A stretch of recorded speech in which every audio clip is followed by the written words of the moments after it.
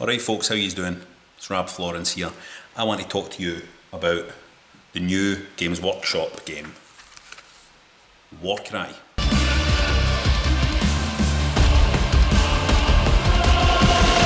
Warcry. This is a skirmish game. It's called a skirmish game. It's a battle game about small groups, small warbands attacking each other on a battlefield. And I want to do this video for people who don't really play games like this. They don't play Warhammer stuff or anything like that. I want to show you this game, how cool it looks and how easy it is to play and how exciting it is. So let me show you the board first of all. Let me show you the setup for this thing. All right.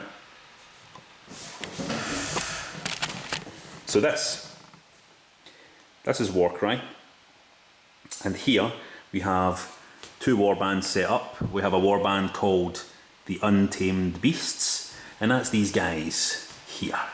Let's zoom in on the Untamed Beasts. Let's get a better shot. We need to get this guy's face. Here we go. Your close-up is here. Right, so we get these guys, beautiful, beautiful models, ready to fight, and then we've got the Iron Golem who are on the other side. They're heavy hitters, slow moving, but big heavy hitters, and it's all taking place in this beautiful tabletop battlefield, which is all included in the base box of the game, which is here. Okay, all included in the one box. Fantastic. Now I know if you've never played one of these games before, you're probably thinking, I'm out, this is too scary.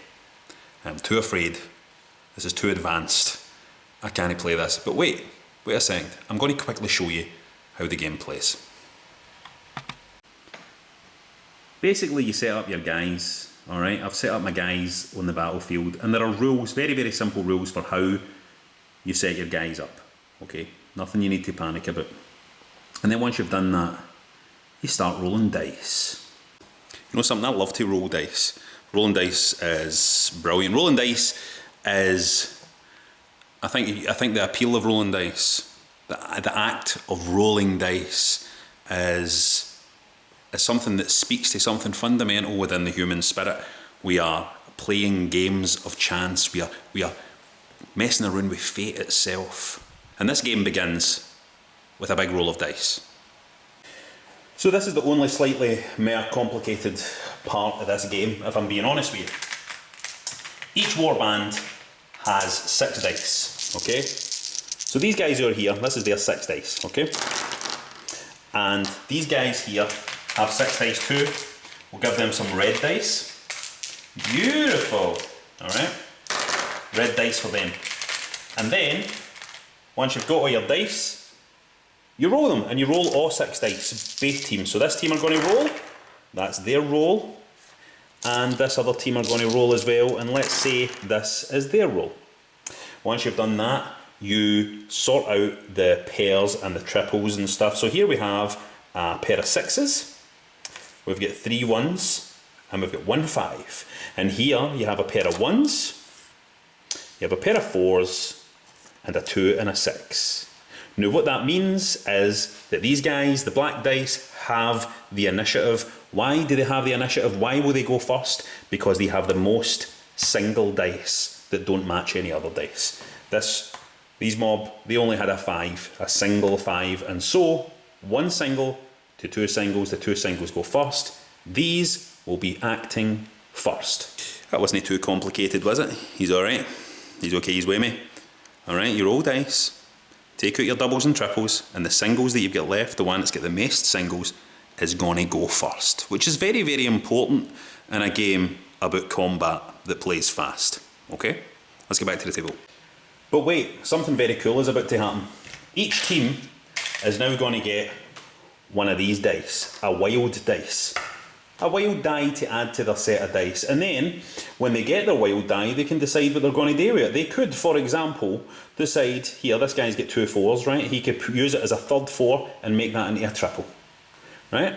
Or he could use it as another single. He could turn it into a 5, for example, so he now has 3 singles up here. If he doesn't do that and he only has 2, right? He's 2 singles, and this red guy over here decides to use his wild die to turn it to a 3, for example, he now has the same amount of singles as this guy and could maybe steal initiative, steal the opportunity to go first, have a roll off and see who wins. At highest number will take initiative. So there's a chance that you could take initiative in the last gasp. And like I said, it's really important who goes first. But why do you want to make sets? Why might you use your wild die to do this instead, to make triples and stuff like that? Why would you use it this way? I'll show you. You still with me? You alright? This is the only complicated bit. You're doing well. Each warband has a unique card full of special abilities that only that warband can do.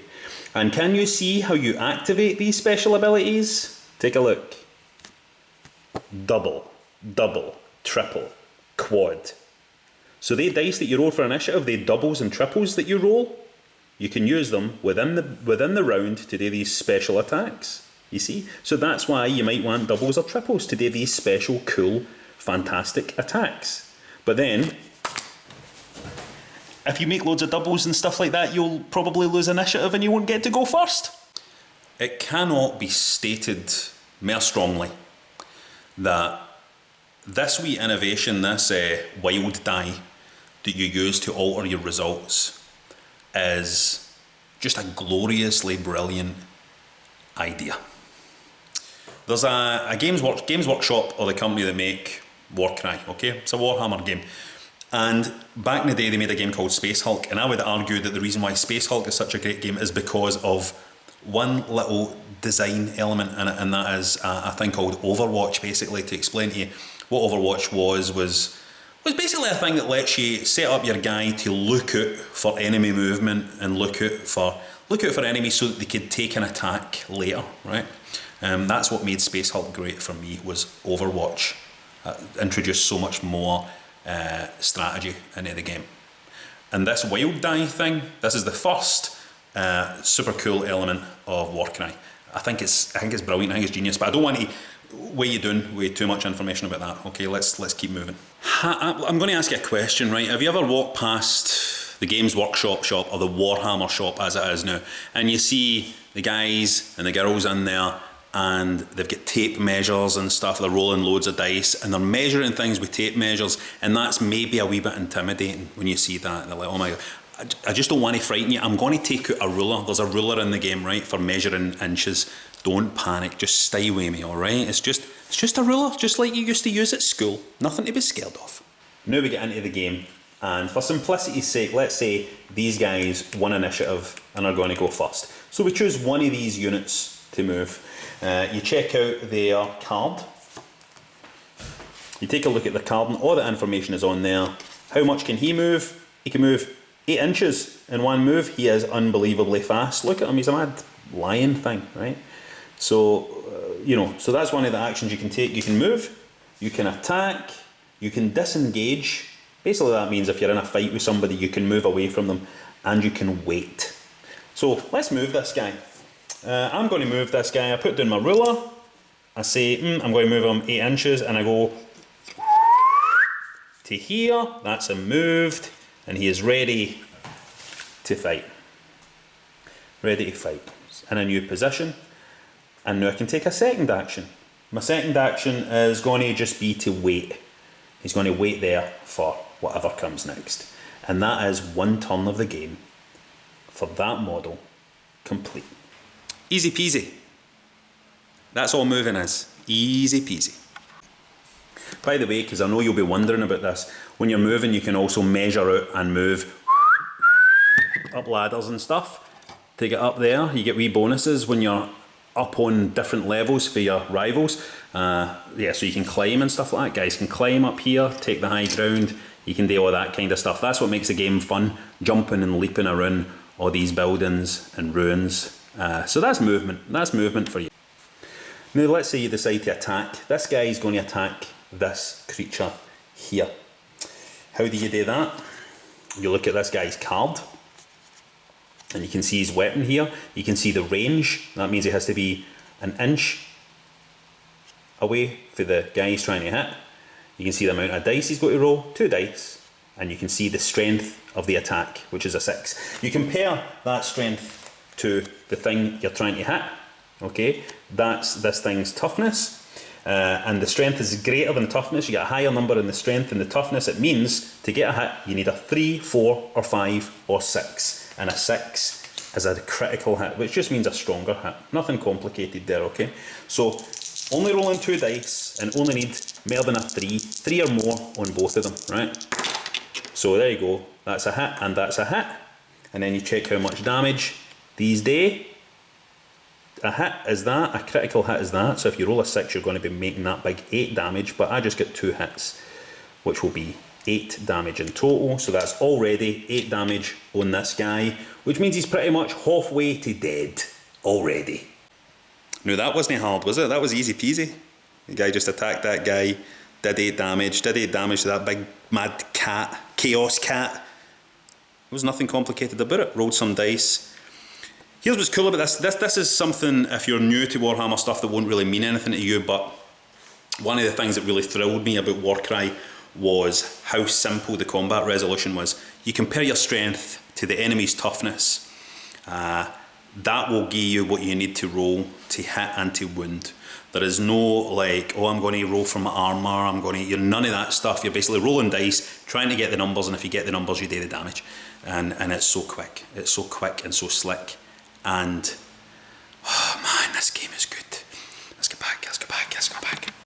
The third action I told you about, the disengage action, that's simple, straightforward. That basically just means if this guy was fighting with this guy up close and he decided he wanted to disengage, he has to move away from him. It doesn't really count as a move, it's just a way to break free for your opponent. That's all a disengage is.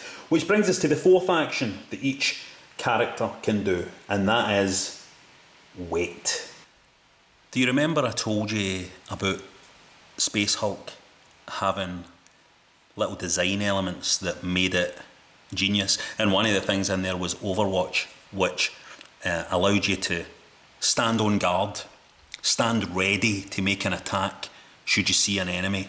Should an enemy try and do something, should something come alive in the shadows, you could open fire. Well, the wait action in Warcry is something that seems at first glance like it's just an opportunity for you to end your turn, to go, oh, I'm going to wait and see what happens. But if when your character's turn starts, you decide to wait right away as your first action, this legend here on this bell tower has decided to wait. So he gets a little token beside him that lets everybody know he's waiting. Because in the game the characters are doing this you move, I move thing. I move my guy here, I make an attack, you move your guy there. When a character decides to wait, it alters the whole dynamic of the battle. Suddenly you're very concerned about moving your guy into a particular bottleneck when you know that one of your rivals' characters is standing there waiting and might again activate when you get within range. It just adds, it's a very, very simple rule. It's a small, simple rule with no overhead really, and yet it adds a layer of beautiful strategy to the game. It's the second cool element of the game's design that makes Warcry something really special indeed. And you know, that's pretty much the game explained. That's really all there is to say about the game. You get 2 warbands, they attack each other, you roll for initiative at the start of every turn to see, start every round to see who goes first.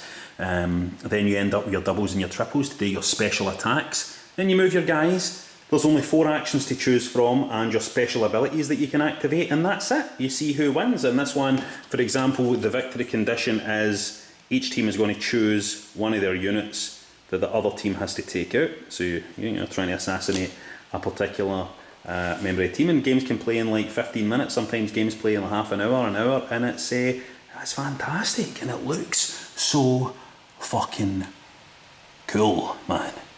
See, what is difficult to get across on video or in photographs is how these games feel to play once you're up and running, once you know the rules and you're up and running and you're moving the characters around and you're attacking each other and stuff. It really rises off the table. It doesn't feel like you're just, I'll measure this guy 5 inches, roll these dice, oh I get a 6. It doesn't feel like that. What it feels like And Warcry is you're jumping from rooftop to rooftop and jumping down and using your special ability and whipping your whips around and hitting about 3 guys at the same time, and the heads are coming off, blood spewing everywhere, people are screaming, people are running to get away from you. You feel the thrill of the battlefield in this game, and that's what's hard to get across in a review like this. So bear that in mind, the fact that your imagination is going to fill in a lot of the gaps here, and you're going to be like, yes, my warband is the best. There's much more you can say about the product line itself, I suppose. There are lots of warbands coming. They all look really cool. They all look really different for each other. With your anguish, we earn the Darkborn's favour. We are reborn as weapons of pain. Guaranteed they're going to have lots of cool stuff going on that is going to make them really different. Even these 2 warbands that are in the starter set are very, very different for each other. One is fast and has a lot of ranged attacks. One is quite slow and lumbering but is really heavy hitting and has some really nice leadership abilities. So you've got a lot of variety just in that set there, and yet there's all these other warbands coming, and an opportunity, if you are into this kind of stuff, to use your older miniatures and create warbands out of them as well. There's also a very cool kind of campaign mode in this. This is really cool. You can choose your warband, and then there's wee campaigns you can play through, and these campaigns will let you unlock new stuff for your warband. You can name all your characters, you can give them names, you can give them special abilities, they can level up to an extent, and they can also die and be out of the game permanently. And there's a very cool way the campaigns work as well, is that each player can pursue their own personal stories in the game, if you know what I mean. So you can arrange to play with your pal or your partner, and you can say, right, I want to advance my campaign tonight, I want to advance my campaign, so you're going to go the baddies and I'm going to try and take you on to move a step further in my campaign, and then you can switch around and the other player can advance their campaign using you as the villains that they come across in their story. So it's I can't praise this game enough. I think it's something that's really easy to play. I think it's really exciting. I think the dice system in it is so smart, so clever. I think this stripped down action system that they've got with just the 4 actions offers a hell of a lot, particularly the weight action. Once you're using it properly, it just offers so much. There's a hell of a lot of stuff in this box. I suppose the one thing I need to say about a thing like this is that you do, of course, have to build it all. It comes on sprues and you need to clip all this stuff off and glue it all together and build it. That's maybe the only thing that might frighten you off with doing something like this, but you have to believe me. You have to believe me when I tell you that it's a very relaxing thing to do.